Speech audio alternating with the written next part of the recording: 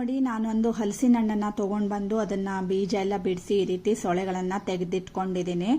ನೀವು ಬಕ್ಕೆ ಹಣ್ಣಲ್ಲಾದರೂ ಮಾಡ್ಬೋದು, ಇಲ್ಲಾಂದರೆ ಹಲಸಿನ ಹಣ್ಣು ಅಥವಾ ಅಂಬಲಿ ಹಣ್ಣಲ್ಲೇ ಕೂಡ ಮಾಡ್ಬೋದು. ನಾನಿವತ್ತು ತೊಗೊಂಡಿರುವಂಥದ್ದು ಬಕ್ಕೆ ಹಣ್ಣು. ಇದರಲ್ಲಿ 1 ಕಪ್ ಆಗುವಷ್ಟು ನಾನು ಈ ಬಕ್ಕೆ ಸೊಳೆನ ತೊಗೊಂಡಿದ್ದೀನಿ. ಹಲಸಿನ ಬೀಜದಿಂದ ಕೂಡ ನಾವು ಬೇಕಾದಷ್ಟು ರೀತಿಯ ರೆಸಿಪಿಗಳನ್ನು ಮಾಡ್ಬೋದು. ಅದನ್ನು ನಾನು ಇನ್ನೊಂದು ದಿನ ತೋರಿಸ್ಕೊಡ್ತೀನಿ. ಹಾಗೆ ನೋಡಿ, ಒಂದು ಮಿಕ್ಸರ್ ಜಾರ್ಗೆ ನಾನು ಈಗ ಬಿಡಿಸ್ಕೊಂಡಿರೋಂಥ ಹಲಸಿನ ಹಣ್ಣಿನ ತೊಳೆಗಳನ್ನು ಹಾಕೊಂಡಿದ್ದೀನಿ. ಇದನ್ನ ಈಗ ಒಂದ್ಸರಿ ಮಿಕ್ಸಿಗೆ ಹಾಕಿ ನೈಸಾಗಿ ರುಬ್ಕೊಂಡು ಬರೋಣ. ನೋಡಿ, ನಾನು ಇಷ್ಟು ನೈಸಾಗಿ ರುಬ್ಕೊಂಡು ರೆಡಿ ಮಾಡ್ಕೊಂಡಿದ್ದೀನಿ. ಆ್ಯಕ್ಚುಲಿ ನಾನು ಲಾಸ್ಟಲ್ಲಿ ಒಂದು ಇಂಗ್ರೀಡಿಯೆಂಟ್ಸನ್ನು ಆ್ಯಡ್ ಮಾಡೋದ್ರ ಮೂಲಕ ಇವತ್ತಿನ ಈ ಬರ್ಫಿಯನ್ನು ಇನ್ನೂ ಟೇಸ್ಟಿಯಾಗಿ ಮಾಡ್ತಾ ಇದ್ದೀನಿ. ಯಾರು ಮಿಸ್ ಮಾಡ್ಕೊಳ್ಬೇಡಿ. ಹಾಗೆ 1 ಕಪ್ ಆಗುವಷ್ಟು ಫ್ರೆಶ್ ತೆಂಗಿನ ತುರಿನ ಹಾಕ್ಕೊಂಡಿದ್ದೀನಿ. ಮತ್ತು ಕೆನೆ ಸಹಿತವಾಗಿರುವಂತಹ 1/4 ಕಪ್ ಹಾಲನ್ನು ಹಾಕ್ಕೊಂಡಿದ್ದೀನಿ. ಈಗ ನೋಡಿ, ಹಲಸಿನ ಹಣ್ಣು ಮತ್ತು ಹಸಿ ಕೊಬ್ಬರಿನ ಈ ರೀತಿ ಮಿಕ್ಸಿಗೆ ಹಾಕ್ಕೊಂಡಿದ್ದೀನಿ. ಫುಲ್ ನೈಸ್ ಆಗಬೇಕಂತಿಲ್ಲ, ಯಾಕಂದರೆ ನಾವು ಮೊದಲೇ ಹಲಸಿನ ಹಣ್ಣಿನ ತೊಳೆಗಳನ್ನು ಮಿಕ್ಸಿಗೆ ಹಾಕಿ ನೈಸಾಗಿ ರುಬ್ಕೊಂಡಿದ್ವಿ ಅಲ್ವಾ. ಸೊ ಇದು ಹಸಿ ಕೊಬ್ಬರಿ ತುರಿ ಏನು ಅಷ್ಟು ನೈಸ್ ಆಗಬೇಕಂತಿಲ್ಲ. ಹಾಗೆ ಅದನ್ನು ಈಗ ಒಂದು ಬಾಣಲೆಗೆ ತೆಗೆದಿಟ್ಕೊಳ್ತಾ ಇದ್ದೀನಿ. ಇದಕ್ಕೇನೆ ಈಗ ನಾನು 1/2 ಕಪ್ ಆಗುವಷ್ಟು ಮಿಲ್ಕ್ ಪೌಡರನ್ನು ಸೇರಿಸ್ಕೊಳ್ತಾ ಇದ್ದೀನಿ. ಹಾಗೇನೆ ಇದಕ್ಕೆ 1.5 ಕಪ್ ಆಗುವಷ್ಟು ಸಕ್ಕರೆನ ಹಾಕ್ಕೊಳ್ತಾ ಇದ್ದೀನಿ. ಫ್ರೆಂಡ್ಸ್, ನೀವು ಸಿಹಿಯನ್ನು ಇನ್ನೊಂದು ಸ್ವಲ್ಪ ಜಾಸ್ತಿ ತಿಂತೀರಿ ಅಥವಾ ನಿಮಗೆ ಬರ್ಫಿ ಇನ್ನೊಂದು ಸ್ವಲ್ಪ ಗಟ್ಟಿಯಾಗಿ ಬರಬೇಕು ಅಂತಾದರೆ 1.25 ಕಪ್ ಸಕ್ಕರೆನ ಸೇರಿಸ್ಕೊಳ್ಳಿ. ಪರ್ಫೆಕ್ಟ್ ಆಗಿರುತ್ತೆ. 1.25 ಕಪ್ ಹಾಕೊಂಡ್ರೆ ನಾವು ತುಂಬ ದಿನಗಳವರೆಗೆ ಬರ್ಫಿನ ಇಟ್ಕೊಳ್ಬಹುದು. ಯಾಕಂದರೆ ಸಿಹಿ ಜಾಸ್ತಿ ಇದ್ರೆ ಸ್ವಲ್ಪ ಗಟ್ಟಿಯಾಗಿ ಬರುತ್ತೆ, ಬರ್ಫಿ ಕೂಡ ಬಾಳಿಕೆ ಬರುತ್ತೆ. ಚೆನ್ನಾಗಿ ಈ ರೀತಿ ಎಲ್ಲ ಮಿಕ್ಸ್ ಮಾಡ್ಕೊಂಡಿದ್ದೀನಿ. ಮತ್ತೆ ಈ ಕಡೆಗೆ ಒಂದು ತಟ್ಟೆ ಕೂಡ ಈ ರೀತಿ ತುಪ್ಪ ಎಲ್ಲ ಸವರಿ ರೆಡಿ ಮಾಡಿ ಇಟ್ಕೊಂಡಿದ್ದೀನಿ. ಯಾಕೆಂದ್ರೆ ಹದ ಬಂದ ಮೇಲೆ ನಾವು ಜಾಸ್ತಿ ಹೊತ್ತು ಹಾಗೆ ಇಟ್ಕೊಳ್ಳೋದಕ್ಕಾಗಲ್ಲ. ಮೊದಲೇನೆ ಈ ರೀತಿ ತುಪ್ಪ ಸವರಿ ತಟ್ಟೆನ ರೆಡಿ ಮಾಡ್ಕೊಳ್ಳಿ. ನೆಕ್ಸ್ಟ್ ಈ ಕಡೆಗೆ ನೋಡಿ, ಸ್ಟವ್ ಆನ್ ಮಾಡಿಬಿಟ್ಟು ಈ ಕಡಾಯಿನ ಇಟ್ಕೊಂಡಿದ್ದೀನಿ.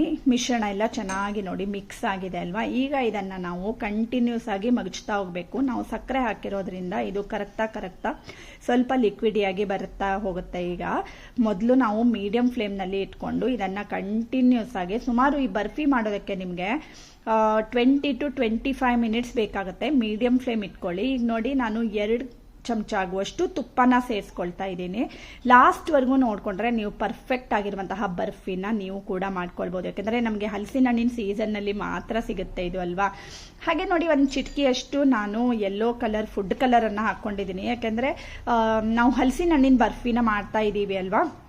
ಯೆಲ್ಲೋ ಕಲರ್ ಹಾಕೊಂಡ್ರೆ ಚೆನ್ನಾಗಿರುತ್ತೆ. ಕೆಲವೊಂದು ಸರಿ ಹಲಸಿನ ಹಣ್ಣೆ ಫುಲ್ ಯೆಲ್ಲೋಯಿಶ್ ಆಗಿರುತ್ತೆ, ಅದಕ್ಕೆ ನೀವು ಈ ಫುಡ್ ಕಲರನ್ನು ಸ್ಕಿಪ್ ಮಾಡ್ಬೋದು. ಓಕೆನಾ.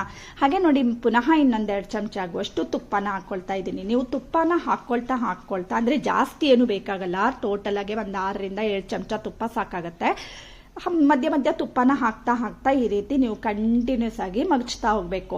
ಆದಷ್ಟು ನಾನ್ ಸ್ಟಿಕ್ ಕಡಾಯಿ ಆದರೆ ಏನಾಗುತ್ತೆ ಗೊತ್ತಾ, ಅದು ಅಂಟ್ಕೊಳ್ಳಲ್ಲ. ನಾವು ಐರನ್ ಕಡಾಯಿ ಎಲ್ಲ ತೊಗೊಂಡ್ರೆ ತುಂಬ ಅಂಟ್ಕೊಳ್ಳುತ್ತೆ ಫ್ರೆಂಡ್ಸ್, ನಾವು ಈ ರೀತಿ ಬರ್ಫಿನ ಮಾಡುವಾಗ. ಸೊ ಅದಕ್ಕೋಸ್ಕರ ನಾನು ಈ ರೀತಿ ನಾನ್ ಸ್ಟಿಕ್ ಕಡಾಯಿನ ತೊಗೊಂಡಿದ್ದೀನಿ. ಮತ್ತು ಇದಕ್ಕೆ ಈಗ ನೋಡಿ, ಪುನಃ ಇನ್ನೊಂದು ಚಮಚ ತುಪ್ಪನ ಹಾಕ್ಕೊಳ್ತಾ ಇದ್ದೀನಿ. ಸೊ ನಾನು ಹೇಳ್ದೆ ಅಲ್ವಾ, 6 ರಿಂದ 7 ಚಮಚ ತುಪ್ಪ ಬೇಕಾಗುತ್ತೆ ಅಂತ. ಈಗ 6 ಚಮಚ ಆಯಿತು ತುಪ್ಪ. ಇದೇ ರೀತಿ ಕಂಟಿನ್ಯೂಸ್ ಆಗಿ ಮಗಚ್ತಾ ಹೋಗಿ. ಈಗಾಗಲೇ ನಾನು ಹಲಸಿನ ಹಣ್ಣಿಂದ ಮಾಡುವಂತಹ ಸುಮಾರಷ್ಟು ರೀತಿ ರೆಸಿಪಿಗಳನ್ನು ತೋರಿಸ್ಕೊಟ್ಟಿದ್ದೀನಿ ಫ್ರೆಂಡ್ಸ್. ಮತ್ತು ಈಗ ನೋಡಿ, 1 ಚಮಚ ಏಲಕ್ಕಿ ಪುಡಿನ ಸೇರಿಸ್ಕೊಂಡಿದ್ದೀನಿ. ನಾನು ಆಗಲೇ ಹೇಳಿದೆ ಅಲ್ವಾ, ಆಮೇಲೆ ಒಂದು ಇಂಗ್ರೀಡಿಯೆಂಟ್ಸನ್ನು ಆ್ಯಡ್ ಮಾಡ್ಕೊಳ್ಳೋದ್ರಿಂದ ಈ ಬರ್ಫಿ ತುಂಬಾ ಟೇಸ್ಟಿಯಾಗಿ ಬರುತ್ತೆ ಅಂತ. ನೀವು ಈ ರೀತಿ ಏಲಕ್ಕಿ ಪುಡಿನ ಸೇರಿಸ್ಕೊಳ್ಳೋದ್ರಿಂದ ಇದರ ಒಳ್ಳೆ ಹಲಸಿನ ಹಣ್ಣು ಮತ್ತು ಏಲಕ್ಕಿ ಪುಡಿ ಒಂದೊಳ್ಳೆ ಕಾಂಬಿನೇಷನ್ನು ಫ್ರೆಂಡ್ಸ್. ಒಳ್ಳೆ ಘಮ ಚೆನ್ನಾಗಿ ಬರುತ್ತೆ. ಈ ರೀತಿ ನಾವು ಮಗಚ್ತಾ ಇರುವಾಗಲೇ ಫುಲ್ ಮನೆ ತುಂಬ ಹಲಸಿನ ಹಣ್ಣಿನ ಪರಿಮಳ ಸೇರ್ಕೊಳ್ಳುತ್ತೆ ಫ್ರೆಂಡ್ಸ್. ಅಷ್ಟು ಚೆನ್ನಾಗಿ ಪರಿಮಳ ಇರುತ್ತೆ. ಹಾಗೆ ಲಾಸ್ಟಲ್ಲಿ ಇನ್ನೊಂದು ಚಮಚ ತುಪ್ಪನ ಹಾಕ್ಕೊಂಡಿದ್ದೀನಿ. ಈಗ ನೋಡಿ, ಕಂಟಿನ್ಯೂಸ್ ಆಗಿ ನೀವು ಇದನ್ನು ಮಗಚ್ತಾ ಹೋಗಬೇಕು. ಫುಲ್ ಅದು ಕಡಾಯಿನ ನೋಡಿ ಬಿಡ್ತಾ ಬರುತ್ತೆ. ನಿಮಗೆ ಅಷ್ಟು ಪರ್ಫೆಕ್ಟಾಗಿ ಗೊತ್ತಾಗಲ್ಲ ಅಂತಾದರೆ ಒಂದು ಚಿಕ್ಕ ಪ್ಲೇಟ್ಗೆ ಒಂದು ಸ್ವಲ್ಪ ನೀವು ಹಾಕಿಟ್ಕೊಂಡು 1 ನಿಮಿಷ ಬಿಟ್ಟು ಅದನ್ನು ಸರಿಯಾಗಿ ಉಂಡೆ ಮಾಡೋಕ್ಕೆ ಬರುತ್ತೆ. ಆ ಥರ ಏನಾದರೂ ಇದ್ದರೆ ಆವಾಗ ಅದು ಪರ್ಫೆಕ್ಟ್ ಆಗಿರುವಂತಹ ಹದ. ನಮಗೆ ಅಭ್ಯಾಸ ಆಗಿಬಿಟ್ಟಿದೆ ಅಲ್ವಾ. ಸೊ ಅದಕ್ಕೋಸ್ಕರ ನಾವು ಆ ಥರ ಏನು ನೋಡಬೇಕಾಗಲ್ಲ. ಫುಲ್ ಅದು ತಳ ಎಲ್ಲ ಬಿಟ್ಕೊಳ್ತಾ ಇದೆ ಅನ್ನುವಾಗ ಈ ರೀತಿ ಅದನ್ನು ತೆಗೆದ್ಬಿಟ್ಟು ತುಪ್ಪ ಸವರಿರುವಂತಹ ಪ್ಲೇಟ್ಗೆ ಈಗ ನಾನು ಸ್ಪ್ರೆಡ್ ಮಾಡ್ಕೊಳ್ತಾ ಇದ್ದೀನಿ.